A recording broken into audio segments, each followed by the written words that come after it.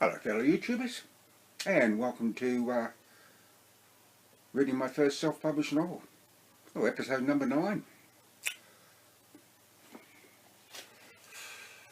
So silent, in fact, it was as everything about him ceased to exist, and if it hadn't been for the calmness that enveloped him, he would have bolted by now, would have shot into the house, grabbed the car keys, got behind the wheel of his car and driven away, probably never to return. But instead, he waited. And as he waited, his eyes mainly fixed on the angel that by now he was having second thoughts about, but also taking in the smoke behind it. He thought he saw a face on the angel that probably wasn't, unclear and distorted, like the image on a television screen, a black and white television screen, where the reception was poor. And he had a thought because of it, a silly thought that just popped into his head. This is like an episode of The Outer Limits or The Twilight Zone. There is nothing wrong with your television. We are in control now. You open this door with the key of imagination. The key of imagination? Yeah, right. If only it was my imagination. Out of pure instinct at that moment, Clyde looked down at his watch, 11:36 a.m. And being an analogue watch, he took particular notice of the second hand, just to see if time hadn't stood still like it seemed to. It hadn't. But when he looked up, he saw something not even the eerie calm couldn't prevent striking a little fear into him. The pall of black smoke was surging, as if it was reaching out then retracting again, out and back, out and back. And every time it reached out, it made a sound that to Clyde sounded like a wailing, as if it was in pain. And every time it drew back, it sounded like it sighed, as if in relief. By contrast, however, the angel didn't seem concerned with what was going on behind it, as if it had perhaps encountered this before and knew nothing would come of it. Then it started to twirl, the action like that of a willy-willy. And Clyde thought, uh-oh, this doesn't look good.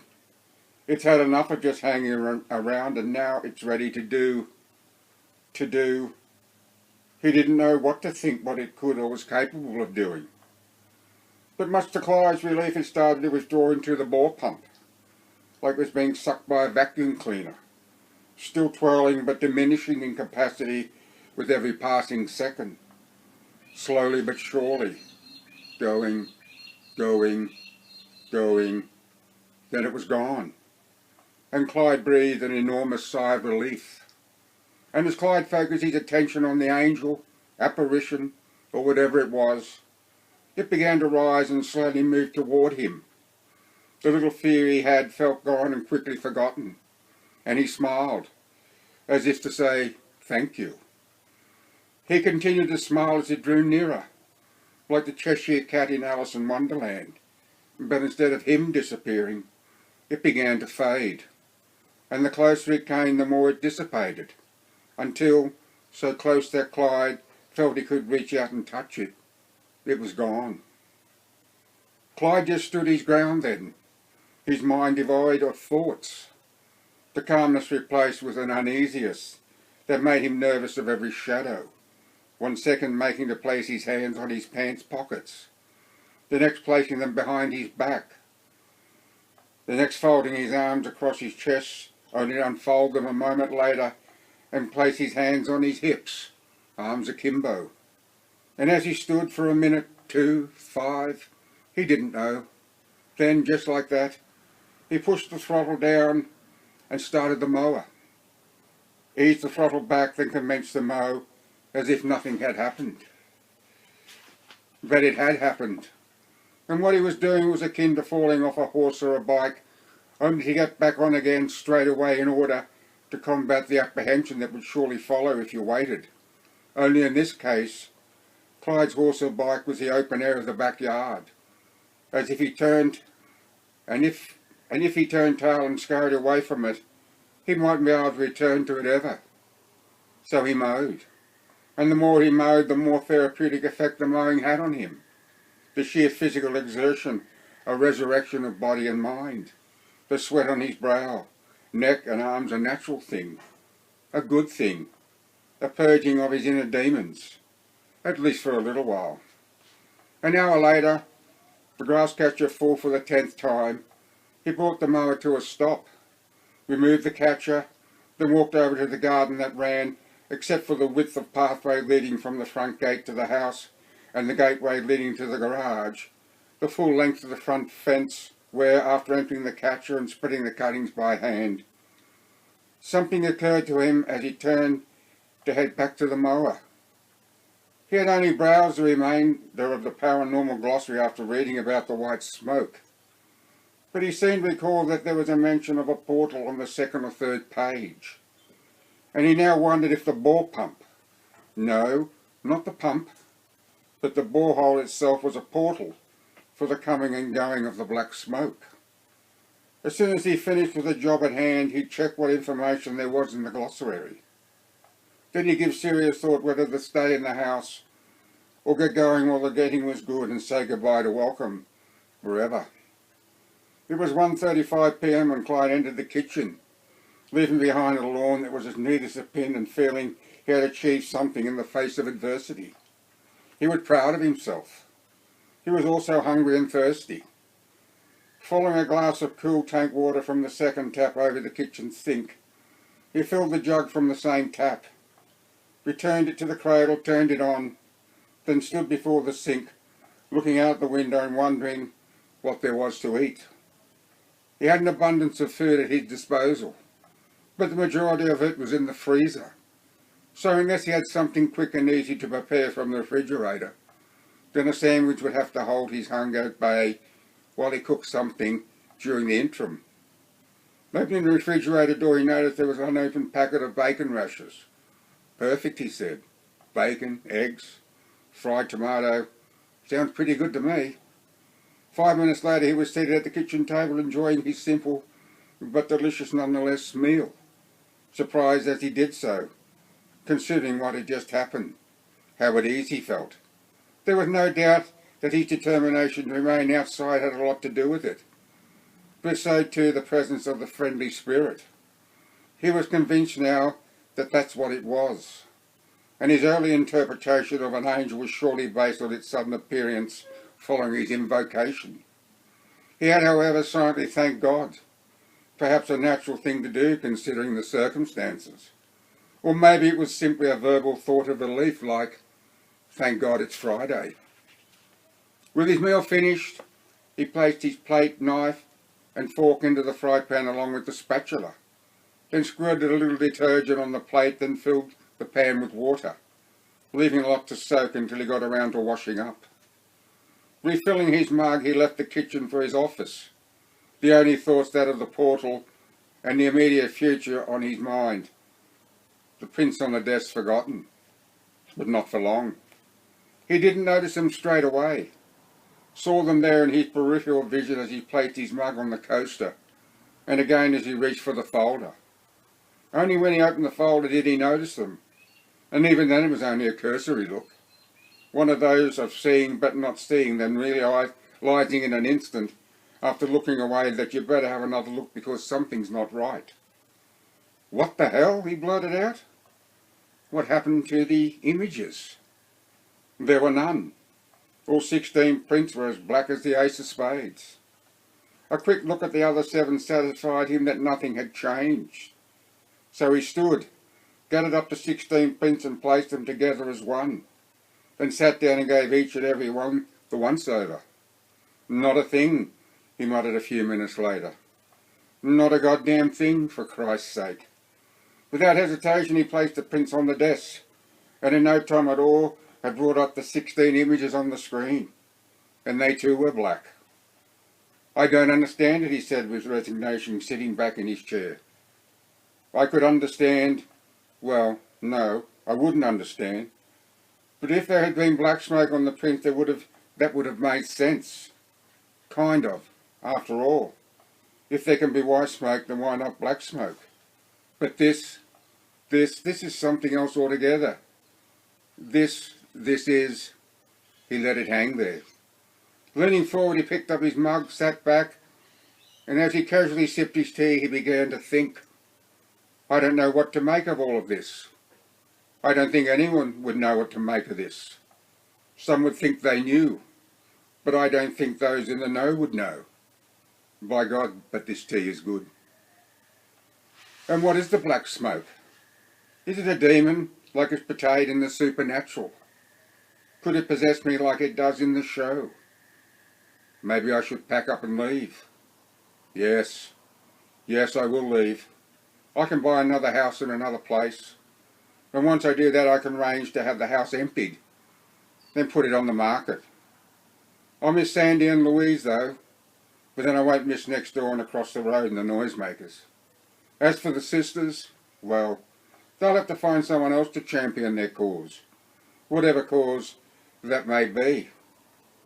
And I better cancel my doctor's appointment, then I'll let Sandy know of my decision. But instead of feeling relieved as he sat sipping his tea, he felt anything but, as if he was deserting a sinking ship and forsaking those left behind he could have otherwise helped and saved. But that's the trouble, isn't it, he said to himself, because there isn't anyone else to save but me. Still, the thought of leaving didn't sit well in his gut, unless lunch didn't agree with him. But somehow he knew it didn't have anything to do with what he had eaten. Perhaps it was time once again to let his other self dictate what he should do. It was 10 minutes after 2 now, and if his other self prevented him from cancelling his appointment, then he'd stay. But if it didn't, he would do so and leave tonight, no ands, ifs or buts. Goodbye, welcome, farewell, so long, and adieu. With his mind made up, he decided to pack a suitcase, to have it ready and waiting on his bed along with the money from his secret cache, his wallet and car keys, to enable a speedy departure, should his other self go and don't spare the horses. And if he stayed, he would leave the suitcase packed regardless, just in case his other self had got it wrong. It hadn't in the past, but there was a first time for everything. 20 minutes later, his preparation complete, he was seated at his desk reading what there was on Portal. A doorway into another dimension, he read out loud, where good and evil may pass from their world into ours. Like the Mole Men and Superman movie of the late 50s, he mused. And then he laughed. Mole Men, for Christ's sake. Only you would think of something like that. Tears welled in his eyes as the thought manifested itself. And to make matters worse, the image of Sandy scooping soggy pieces of biscuit from his tea popped into his mind as well. And he roared with laughter. He just couldn't help himself. All else was forgotten as he rocked forward and back, clutching his abdomen. The thought and only image, no matter how hard he tried, going nowhere. Staying put like the proverbial shit to a blanket, as his father was fond of saying. He thought he heard a knock on the front door as he rocked back, then another as he rocked forward, but he dismissed it. Next, he thought he heard a voice, but he dismissed that too. Then he heard, Clyde! Clyde! Are you all right in there, Clyde? The door was open and the screen door unlocked, and somehow he managed to say, Come in, but after that he was lost to his laughter again. The next he knew, Sandy was standing before the desk, a look of utter bewilderment on his face, which, in Clyde's state of mind, only poured petrol on an already raging inferno of riotous laughter. With no other option available to him, Sandy took a seat to wait for the episode to run its course, of which he thought could take some considerable time. 6 minutes that turned out to be by Sandy's watch, and even then Clyde was still chuckling. He thought of saying, You've been sniffing something funny, Clyde. But there was every chance that a remark like that might set him off again. So he asked, You all right, Clyde? I'm fine, thanks, Sandy. How are you? I'm good, and I'm glad to hear you're okay. Heard you from outside and thought you might be in trouble. That's why I yelled like I did. It's the one you heard me say come in. I didn't. You was carrying on so, and I was concerned, so I tried the door, and when I found it unlocked, I came right on in. I thank you for being concerned, and I'm glad you're here. Yes, well, after yesterday, I wanted to check up on you just to make sure you was all right. That's very thoughtful of you, Sandy, and you couldn't have turned up at a better time. Believe me. Something else happened, has it? For the next 5 minutes, Clyde told Sandy what had transpired, including the discovery of the sister's diary and the taking of the photographs, finishing off with an explanation as to why he was laughing. Jesus, Sandy said. Jesus H. Christ, Clyde. Be damned if I'd be staying in this house a minute longer if I was you. Don't think for a moment that I haven't already considered that, because I have. As a matter of fact, I was thinking about it not long before you arrived. And I haven't made up my mind as yet. You what? You haven't made up your mind yet? Good grief, Clyde, what the hell is holding you back? If it's a place to stay that's bothering you, then you can forget about that. Of course, you can come and stay with me and Elmer for a while. No problem. Thank you, Sandy, but a place to stay is not the problem. The problem is that I feel like I'm running away from something that I can do something about. He shrugged. But what that something is, I'm not so sure of. I know what that something is, Sandy shot back. That something is a figment of your imagination, that's what it is. Possibly. Maybe even probably. But I don't think so. I just don't think so. Do you mind if I have a smoke, Clyde? Of course, no worries, you can use my mug as an ashtray. As Sandy rolled his smoke, Clyde remembered that his cigar was still lying on the floor close to the hole in the skirting board, along with the torch and screwdriver.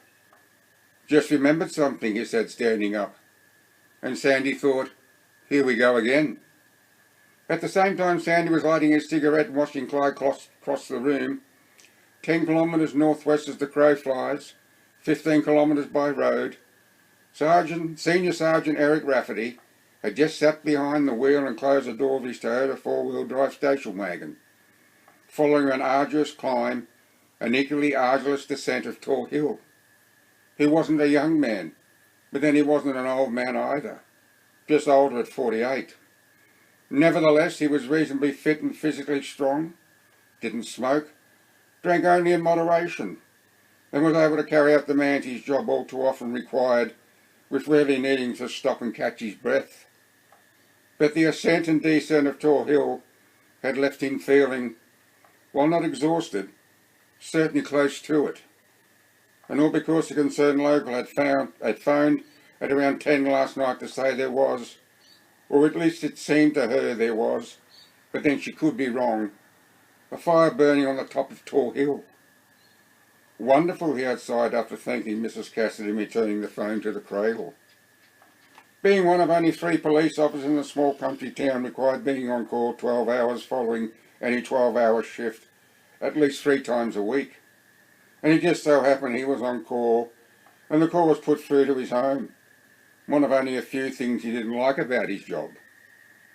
On top of that short list were motor vehicle accidents involving a fatality and the disputes between husband and wife, de facto live-ins. Call them what you will, but they are all one of the same, domestics. He, Senior Constable Dick Darnell, and Probationary Constable Justin Payne would rather break up a pub brawl any day or night of the week than attend the scene of a fatality or a domestic. And both agreed you wouldn't get any argument from the greater majority of all officers. And the greater majority were also to agree when it came to domestics that it wasn't so much the violence that you had to contend with. That was par for the course, but usually that there were children involved, either as defenceless onlookers or now and then, whether intentional or not, falling prey to the violence themselves. In fact, being summoned to any scene to discover children injured, or in the worst case scenario, deceased, was always heart-rending to the nth degree, and something that haunted you for some considerable time thereafter. Then there was the paperwork, always the seemingly endless amount of paperwork, number 2 on the list. Number 3 was the lack of respect the younger generation had for police these days.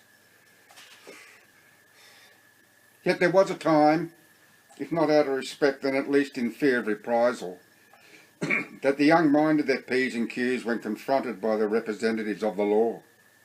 But rarely in this day and age. Now they mouth off and know they can get away with it. And there is no doubt in his mind that some of those upstarts are responsible for the nuisance calls that he and his partners have to respond to in all good faith. Number 4 on the list. Being on call is at the bottom of that list, and Senior Sergeant Eric Rafferty would be the first to admit that it was the least of his concerns. In fact, it really wasn't a concern at all. Just a little inconvenient at times, and it had been one of those times. He had only recently showered and was naked in bed with his wife for 24 years, Claire, who had showered first and was naked too. Their love making in its infancy when the call came. And because he recognised Mrs. Cassidy's voice, he knew it wasn't a nuisance call. So he had but one option available to him. So with reluctance he had kissed his wife, vacated the bed, dressed, then got behind the wheel of the station wagon, driven to Welcome State Forest. 3 years ago he would have relegated the matter to the then local ranger, Lance Alden, but with the cutbacks instigated by the state government during the past decade, the State Forest Office in Welcome had closed and Lance had been transferred 140 kilometres southwest to Dubbo, so he had no choice but to investigate. 20 minutes later he had brought their vehicle to a stop some 200 metres from the base of Tall Hill where, with the vehicle in neutral, the handbrake on, the engine running, the headlights on, he got out, leaving the door open, then stood close to the right front mudguard, just on the off chance that if there was indeed a fire burning on the top of the hill, then he might be able to see a hint of flame or sparks. He couldn't. With climbing the hill out of the question for obvious reasons, those reasons being he was alone and the climb was precarious even in daylight, let alone at night, he reached across the driver's seat and gathered the torch from the passenger seat, turned it on to check the battery and, on seeing a bright white light, immediately turned it off, closed the door. There was only one thing he could do. 200 metres directly ahead, the dirt road branched left and right, and except for a narrow shoulder, perhaps 10 metres wide, both roads were close to the base of the hill and walking would be easy, whereas the base, on the blind side he knew from past experience, was bordered by thick bush and rough terrain that promised a twisted ankle or worse for the unwary. But as he began to walk, something occurred to him that should have occurred to him as soon as he arrived on the scene. If Mrs. Cassidy could see the fire from her homestead, how come he couldn't see it this close to the hill? And there was something else very conspicuous by its absence that should be there, carried on the breeze that was caressing his face, the smell of smoke. If there was a fire, even one that was dying, there would be the smell of smoke, particularly on a cool, crisp night like tonight, where the smell of smoke would carry some considerable distance, a kilometre or more. And why would anyone bother light a fire up there to begin with? Unless there's someone still up there, he said out loud. A moment later, but if that's the case, why can't I smell smoke? And besides, where's their car? 2 minutes later he was standing at the junction of the two roads, and deciding he had nothing to lose, cupped his hands close to his mouth and yelled, "Cooey, cooey! Is anybody up there? Anybody up there?" Nothing. "This is the police. Is there anybody up there? Cooey, cooey! Anybody up there?" Nothing. Resigned, he mumbled, "Well, if there is anyone up there, then they're either deaf or wired for sound." And with that said, he began to walk straight ahead, the torchlight replacing that of the headlights, looking up half a dozen steps, then down and forward for two, then up again, continuing the sequence until he was well past the hill, 100 metres, stopping and standing his ground then and all but convinced that, at least from this perspective, there wasn't a fire burning on the top of the hill. And it wasn't the possibility of a fire up there that he was concerned with, for there wasn't anything up there to burn to be concerned about. No, it was the off chance that, if there was a fire, of the wind getting up and carrying embers far and wide to the bush below that he was concerned about. Concerned even though the ground was still damp from rains that had blessed not only Welcome and the Shire of, but more than half the country as a whole. Because it only took one ember to land in the accumulation of leaves or pine needles left dry from the protection of a dense canopy or a rock ledge, and before you knew what happened, you'd have a raging forest fire on your hands. He was well aware that was highly unlikely, but as remote as the possibility was, it was always better to play safe just in case. Directing the torchlight to the bush dragging to his right, he was now in two minds if he should venture there. He wasn't afraid, but he knew the hill would block his two-way communication, and if the unthinkable happened, and he had a fall or seriously injured himself, then he'd been for a long wait before help arrived. But then, oh, to hell with it, just get in there and get it over and done with. With the edge of the road 2 paces behind, he stopped and stood his ground, the need for a stick the only reason. There would be all weavers aplenty and waiting in the middle of their substantial webs, and while the spider was harmless, he didn't want to walk into the webs and waste time ridding himself of the sticky strands, and the spider that, more than likely than not, would be there as well. But a minute later, his ground search proving futile, he was forced to break off a slender lower branch from a nearby eucalypt sapling.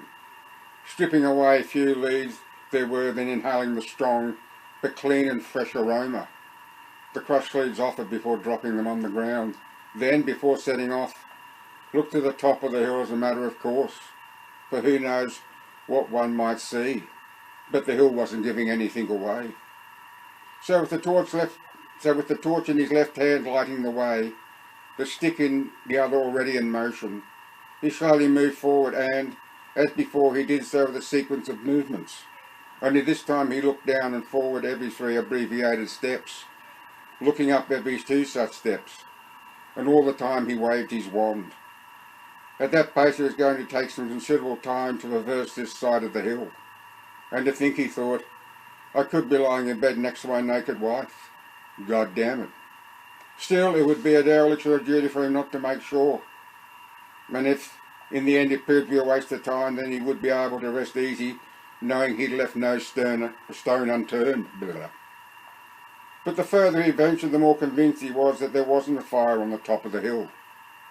Several times he had stopped and turned off the torch, and every time he did, the only thing he saw was the pitch-black outline of the monolithic boulders on the top of the hill and the stars.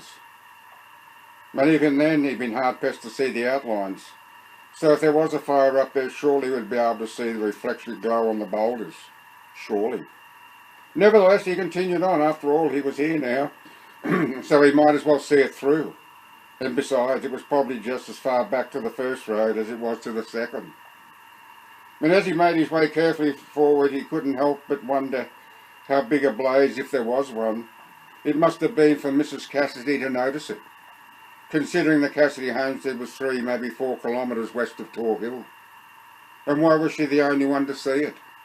Maybe it was too short-lived and just happened to be looking at it as it did. Or maybe others did but simply dismissed it. Who knows?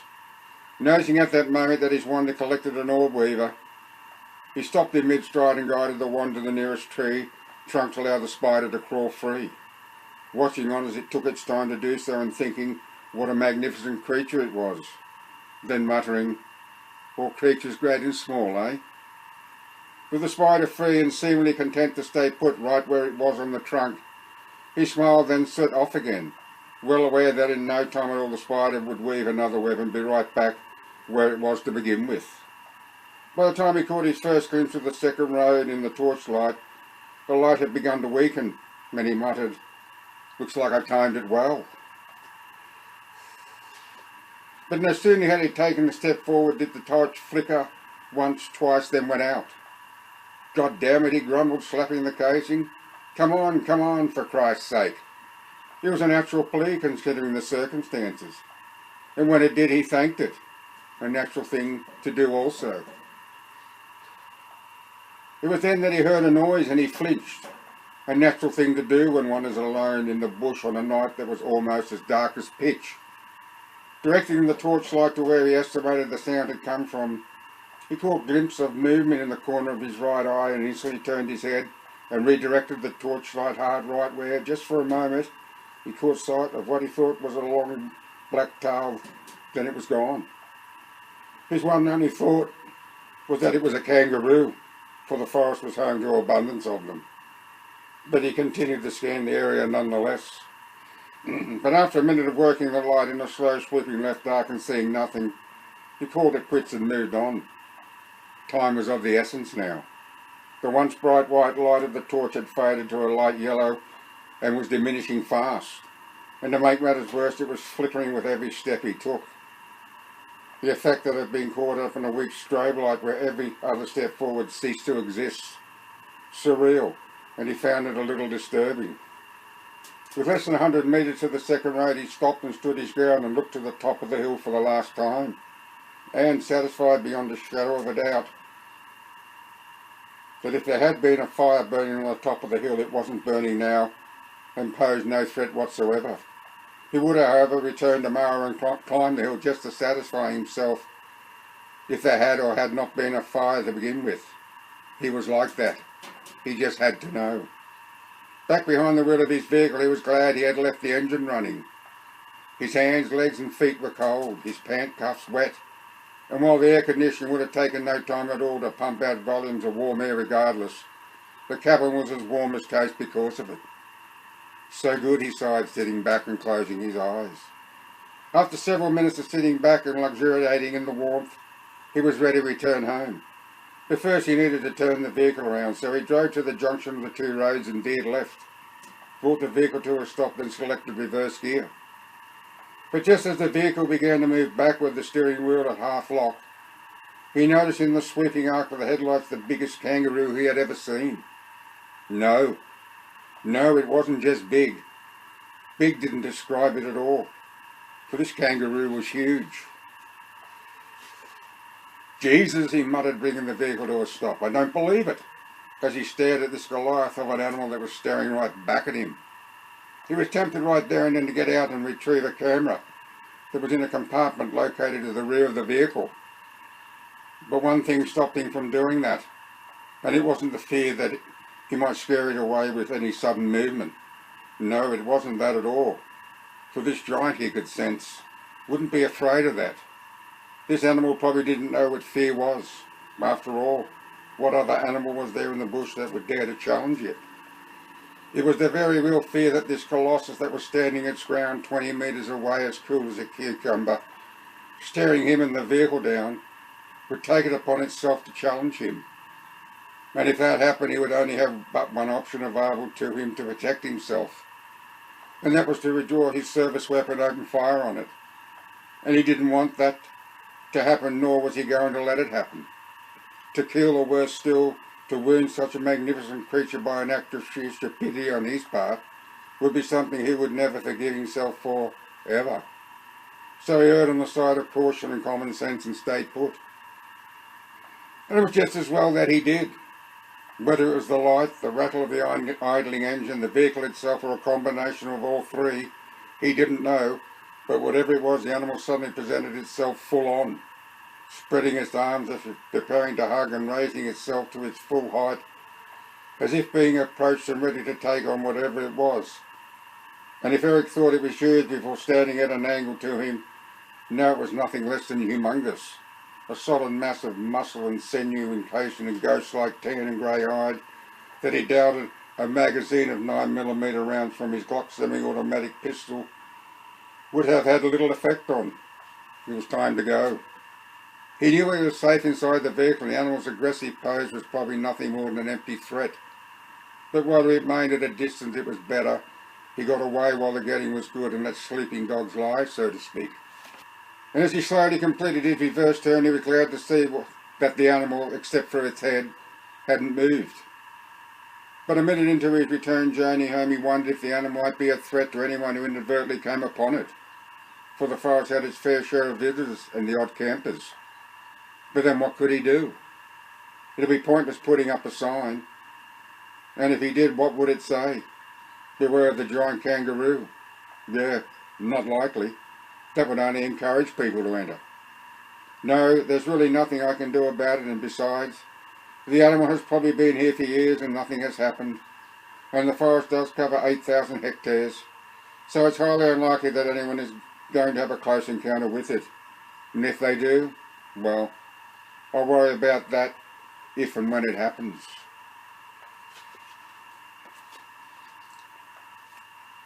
Eric had planned to return to Tor Hill first thing this morning, but a policeman's lot is one of uncertainty. Last night had been a prime example. This morning, however, he had received a call from a Mr. Radcliffe at 22 South Street, saying that he had finally found out who the scoundrel was who had been stealing his morning paper delivery, and could the police come and have a word with this bloke. He could have closed the station and sent his senior constable to have a word with this bloke while he returned to the forest. But his visit, although technically speaking could be construed as such, wasn't really an official matter. So he had gone to have a word with this bloke himself and left Mick Darnell in charge of the station. Arriving at Mr. Ratcliffe's house, he instantly recognised him as a familiar, friendly face, which wasn't unusual, for he pretty much recognised everyone in town as such. Mr. Radcliffe had met him at his front gate in Birch with open arms, saying, "So good of you to come so quickly, Senior Sergeant. I hope I haven't taken you away from something more pressing." "Not at all, sir. Now, lived for 82 years I have, Senior Sergeant, and never had so much as a gnome stolen from my garden until that riffraff moved into the house across the street 2 months ago, when I knew it was him that was stealing my papers. But it was only this morning I caught him at it." "Yes, well, I'll go on it. I know it's only a newspaper, Senior Sergeant, and it only costs $1 and so much, but it's still a low act, I reckon. Don't you think?" "It is, sir, no doubt about it, and I've never stolen anything in my entire life, Senior Sergeant. I'm not so much of a halfpenny. I haven't because it's wrong." "Senior Sergeant, that's what it is, wrong. If he came and asked for the paper after I was finished with it, he could have it with my blessing. He could. But no. I'll go and have a word with him right now, Mr. Ratcliffe. By the way, how many papers in total have gone missing?" It would be hearsay. He knew that. But maybe he might be able to persuade this person to hand over a few dollars as a form of recompense and goodwill. Strictly of his own volition, of course. "I'm not sure, Senior Sergeant. Maybe 15 or 20, something like that." He nodded, smiled and said, "I'll come back and let you know what transpired. But I think your papers will be safe after this. In fact, I can all but guarantee they will be. Thank you, Senior Sergeant. I'll wait on my veranda." Walking across the street, he thought how refreshing it was to be referred to by his rank, rather than the all too common slang terms cop and copper, and the offensive and all too often slang term of pig. By God, how he hates that inference. Stepping through the already open front gate of number 14, it became instantly apparent to him that the new tenant didn't feel he was obliged to mow the lawn. And by the look of the empty beer bottles, cigarette packets and other rubbish that lay strewn helter-skelter throughout the long grass and proliferation of weeds, he didn't give a damn the place that wasn't his as well. Lazy cretin, he thought. I really hope this bloke opens the front door smoking a joint. Standing before said door, he withdrew and extended his nightstick, then rapped the tip several quick times against the face of the weatherboard wall just to the right of the door jamb, and then waited. But not for long. With no response, he rapped harder, and as he did so, he said with authority, "Police, open the door, please." I'm coming, came a muffled voice from somewhere inside the house. "Be with you in a minute. In less than that, the front door was opened by a scruffy-looking, long-haired, unshaven, bare-chested man whose age was hard to tell, but he estimated to be early 30s, wearing a pair of dirty blue jeans, the tattered cuffs of which all but covered his dirty bare feet, and with civility he said, "Morning, officer. Sorry to keep you waiting, but I was just on the toilet." In the toilet, Eric thought, flushing something illegal way, more than likely. "Anyhow, how may I help you?" Straight to the point, Eric replied, "You know you can help me, and you can do it the easy way or the hard way. The choice is yours." "Oh, come on, officer. It was only a paper." I didn't mean anything by it. Of course you did. Otherwise you wouldn't have stolen it. It and others too, from what I hear, and stealing is a felony. But you probably know that, don't you? It wasn't a felony. In fact, it was far from such. But this layabout he expected wouldn't know a felony from a misdemeanour. I could arrest you here and now, if I had a mind to, but I'm prepared to be lenient if you give me your word, and it's a word I'll hold you to, let me remind you, that the paper stealing days are over, or any stealing when it comes to that. And you will compensate Mr. Ratcliffe for his losses. Let's say, $20 should cover it. Okay? He was quick to agree and just as quick to hand over the 20. But before he let the guy close the door and get back to his wasted life, he gave a warning. If anything untoward happens to that elderly man across the street, then it'll be you I'll come looking for. Do you understand? And one more thing. I'll have today's paper too. He did understand, and he handed back the paper quick smart. And may I offer a suggestion while I'm here? Eric said, stone-faced. How about you clean up your act, eh? I'm sure this place wasn't in this state when you moved in, now was it? No, I didn't think so. And if you were the landlord, wouldn't you be pissed off to see what your latest tenant had done to a place they rented out in all good faith? Yes, of course you would. And just remember, I'll be keeping an eye out for you from now on, okay? Back at Mr. Radcliffe's home, Eric handed him the 20 and the paper and said, problem solved, Mr. Radcliffe. And you can rest easy now, for you won't have any more problems with him. To that you can be assured. Oh, thank you, Senior Sergeant, and may God bless you and yours. Thank you, sir, and goodbye for now. At that moment, Senior Sergeant Eric Rafferty wouldn't have wanted to be anything but a policeman, for it was incidents such as these that made his job so rewarding. By the time he returned to the station, had a cup of coffee, filled out the incident reports for last night and this morning, a call was received from a Mrs. Alcott, saying there was a billy goat in her backyard chewing her freshly laundered sheets. And would an officer come out and move it on because she was too afraid to enter the backyard? Only in the country, he mused, could something like that happen. Then he had the right man for the job. Got a job for you, Senior, Eric said. You're joking, aren't you? Senior, Constable Mick now said incredulously. How am I going to get rid of a goat? Eric smiled and said, carefully, Senior. Very carefully, if you know what's good for you. Oh, thanks, Sarge. That makes me feel real good. Then, I don't suppose I can shoot it if push comes to shove, can I? Definitely not. But what am I supposed to do? I'm sure you'll think of something. In fact, I have absolute faith in your capabilities no matter the circumstances. Following a brief pause, he added, but having said that, if all else fails, try putting a hose on it. About an hour later, Senior Constable Mick Darnell lumbered into the station looking decidedly the worse for wear. And Eric laughed. I said put the hose on the goat, not yourself. I did, but the bloody thing charged me soaking wet and head-butted me to the ground. I tell you, Sarge, that was one hell of a mean goat. Did it hurt you? No, not really. But I reckon I'll have an almighty bruise covering my right hip come tomorrow. And what of the goat? Did you manage to get it out of the yard? Eventually. Good. But make sure you write it all down on the incident report, Senior, just in case something other than a bruise comes out of it. Yes, sir. But before you do that, it might be a good idea to get home and change uniforms. And while you're there, you might as well have lunch. Think I might have a shower too. By God, but that goat was on the nose. They usually are, Senior. They usually are. It was 12:45 p.m. by the time Senior Sergeant Eric Rafferty began his ascent of Tor Hill.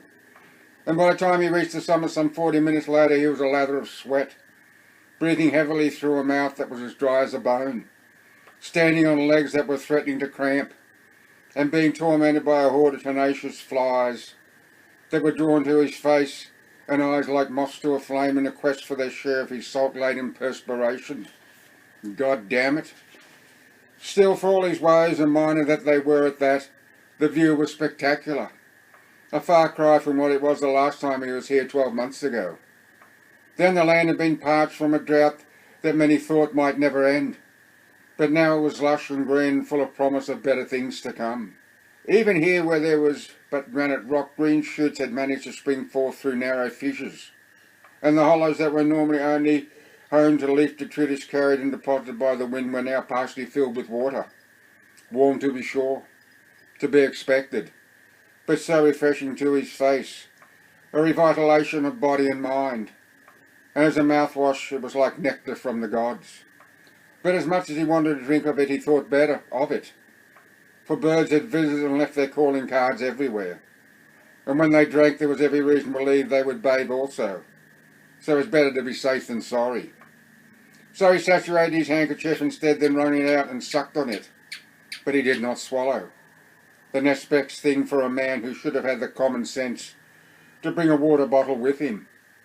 A simple thing he chastised himself for as he looked around for what he didn't expect he would find. The remnants of a fire that never existed. The only area where a fire could be lit covered no more than 200 square metres, and in its entirety, with the four massive boulders as a backdrop, resembled a high-back recliner with the footrest extended. So it didn't take very long, perhaps 10 minutes, for Eric to satisfy himself that whatever Mrs. Cassidy saw last night wasn't a fire. So what did she see? He asked himself out loud. She saw something that, at least to her eyes, was a fire. So what the hell was it? He didn't know, and it puzzled him. Seated behind the wheel of the station wagon, he continued to ask himself the same question, and as before he didn't have an answer. But just after leaving the forest and gaining the bitumen, he suddenly had a thought which, at first he dismissed for being too out there, too incredible by any stretch of his imagination, for Eric was a skeptic and doubted the existence of such things. But as he continued on toward town, the more the thought persisted, and by the time he entered the station he had all but convinced himself that what Mrs. Cassidy had seen must have been a UFO. His initial reaction was to pay a visit to Mrs. Cassidy, but what would he achieve in doing so? She had seen something that looked like a fire, full stop.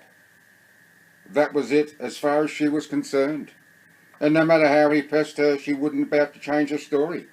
Game over, nice to see you, Eric, and goodbye.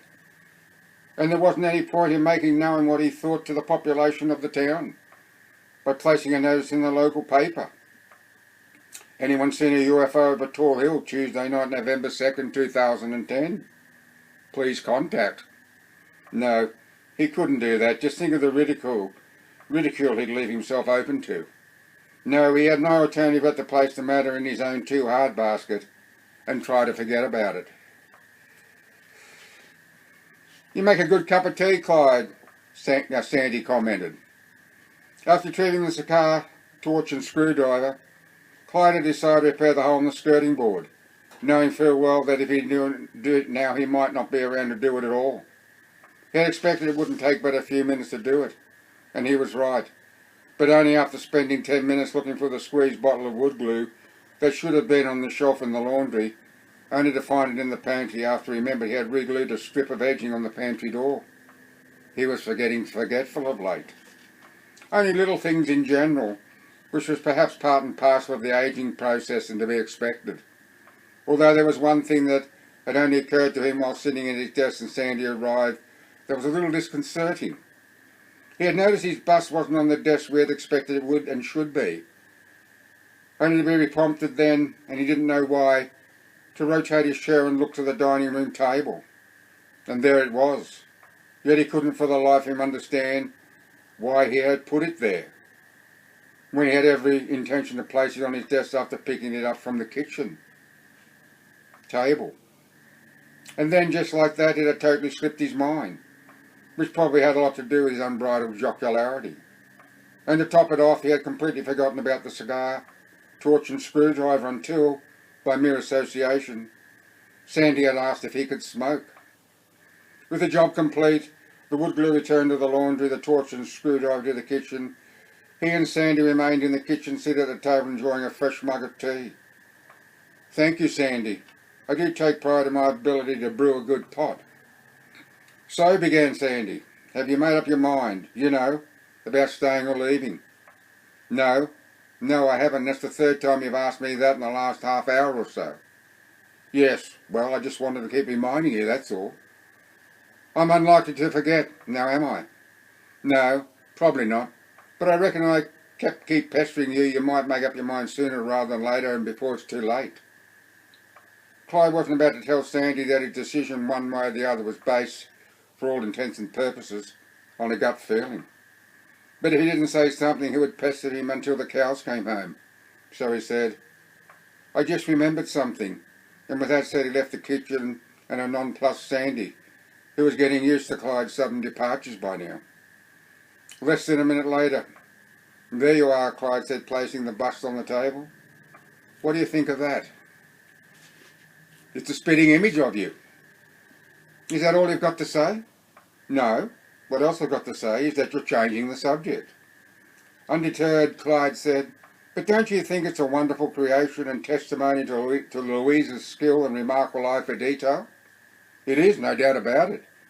But you're still changing the subject. And what's the point, Clyde thought. He's like a dog with a bone. So resigned, he sat down and said, you might be right about it being too late if I linger. But has it occurred to you, as it has to me, that it might already be too late? It was a barefaced lie, he knew that. And at that moment he was kicking himself for saying it and wondering why he had. What do you mean already too late? What aren't you telling me, Clyde? Take it easy, Sandy. Relax. I've told you everything I know, believe me. But Sandy wasn't happy with that. And he said with emphasis, yeah, okay. I believe you've told me everything. But explain what you mean already too late and don't bullshit me, Clyde. Oh, great, Clyde thought. Now I've well and truly snooped myself from the frying pan into the fire. What do I say now? Bloody hell. What do I say now? Cat got your tongue, Clyde? Oh, I don't know why I said that, Sandy. Honestly, I don't. Oh, come on, Clyde. People don't say things for no reason. He's right, they don't. So where does that leave me? Come on, Clyde. Think, man, think. Then, I didn't say it was already too late. I said it might be already too late. There is a difference. The only difference is that you're fiddling with words. Clyde sighed. It was a battle he couldn't win. Following a brief soul-searching pause, he said, Yes, I guess I am, aren't I? Look, Clyde, Sandy said, if you feel in your heart of hearts, for reasons that I can't and probably never will understand, that you must stay here and see this through to the very end, then so be it. But don't keep anything from the only person, and I don't believe I'm going to say this, who can lend a helping hand and see it through to the end with you.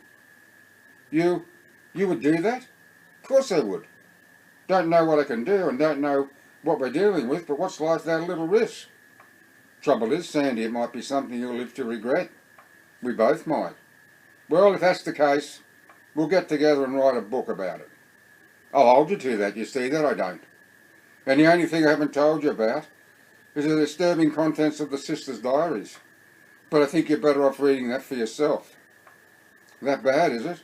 Uh-huh. And I've only begun to read, so I'd hate to think what dark secrets still remain to be unearthed. Can I make a suggestion, Sandy asked. Sure. How about you read it and print it out? Because I'm not comfortable about being around all this whiz-bang technology. Clyde smiled. It was the least he could do. Of course I will. I haven't checked how many kilobytes of information there is, so it might take a while, but I'll concentrate on it later today and tonight, and with any luck I'll have the printout ready and waiting for you tomorrow. Thanks, Clyde. That'd be good. But if Clyde thought Sandy had forgotten his remark it might already be too late, he was wrong. For after a brief pause, Sandy said, But you still haven't answered me about it already be too late. By God, he just doesn't give up. Well, there's only one thing to do, and that's to tell him the truth. After all, the situation is different now. We're partners where before we weren't, and partners shouldn't keep anything from each other. It was a lie, Sandy. A lie because I was hoping you'd get off my back about leaving the house, when the truth is that the only reason I haven't made up my mind to do so is because I was leaving it up to my gut to dictate what I should do. Well, why didn't you say that to begin with, for Christ's sake? I've done the same thing most of my life, and the times I didn't, I wish I bloody well had. I didn't think you would understand. Thought you'd go on and say I was daft, and that you hadn't heard anything more ridiculous in your entire life. Maybe I would have, and even if I did, would it have made any difference? Probably not. Well, there you go then. Clyde nodded, smiled and said, I'm sorry, Sandy, but I was being honest with you when I said I didn't know why I said that, because I was berating myself as soon as the words came out of my mouth. No worries, Clyde, it's all water under the bridge as far as I'm concerned. Good, I'm glad to hear that. But you know, I've been doing a lot of thinking about Tor Hill, which probably doesn't surprise you, and the more I thought about it, the more I'm convinced there isn't a pyramid buried under it. At least he's come to his senses about that, Sandy thought. But rather the hill is the pyramid itself. Or more precisely, the pyramid is inside the hill. Sandy was speechless, but only because he was thinking, oh my God, he hasn't come to his senses at all. What do you reckon about that, partner? Then Clyde sat back, folded his arms across his chest, looked at Sandy and waited for the reply he was certain would come. Leaning forward and resting his arms on the table, fingers knitted, Sandy eyeballed Clyde for a couple of seconds and said, I think it's the most ridiculous thing I've ever heard. I knew you were going to say that. What do you expect me to say? Oh yeah? Really? Why don't we grab pick and shovels and start digging for it now? Or maybe we should hire a bulldozer and work smarter rather than harder. Or maybe we could get our hands on some high explosive and blow the hill to smithereens. Clyde laughed. I know you're joking, but I never thought of that, to be perfectly honest. In a mocking, sarcastic tone, Sandy said, oh, ha, ha, ha. You're really a card at times, Clyde, do you know that? Seriously though, Sandy, I have to know one way or the other. But you can't be serious, Clyde, you can't be. Tell me you're not serious, Clyde, please tell me that. But Clyde was serious, and he repeated, I have to know, Sandy. I just have to know. But you can't, Clyde. You can't enter a state forest and start digging. You just can't. And besides, it'd be mission impossible, and you damn well know that. Come on, Clyde, be reasonable, eh? Clyde knew Sandy was right. He knew himself. But I know it'd be physically impossible, Sandy, Clyde said with resignation. But there has to be some way of finding out. There has to be.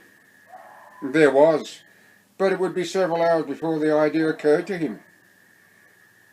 Somewhat relieved but still pestered by the hint of doubt, Sandy asked, I take it then you're not going to go crazy on me and start digging, right? I give you my word that I won't. But if there is a way of finding out, a way that proves beyond a shadow of a doubt that there is a pyramid, then all bets are off. Sandy then took 2 steps toward Clyde and extended his right arm and said, Shake on that promise, Clyde, then I'll rest easy. Clyde didn't hesitate in taking the proffered hand. And when he did, Sandy sighed with relief, thinking, thank God for that. Feel better now, Sandy? You wouldn't believe how better I feel. Now I can go home. Safe with the knowledge that you haven't lost your mind. At least not yet, anyway. With Sandy gone, and with the knowledge that there was washing up to be done fresh in his mind, Clyde returned to the kitchen to take care of it, knowing that if he didn't do it now, he would lose all track of time. Once he started reading the sisters' diaries, and he'd forget it was there until later tonight, or if not then, the first thing in the morning. However, noticing the bus on the table, he decided to take it forthwith to his office and place it on the desk where it rightfully belonged and where it should have been since taking possession of it. But after placing the bus on the far right corner of the desk, he noticed the top print of the 16 wasn't completely black anymore.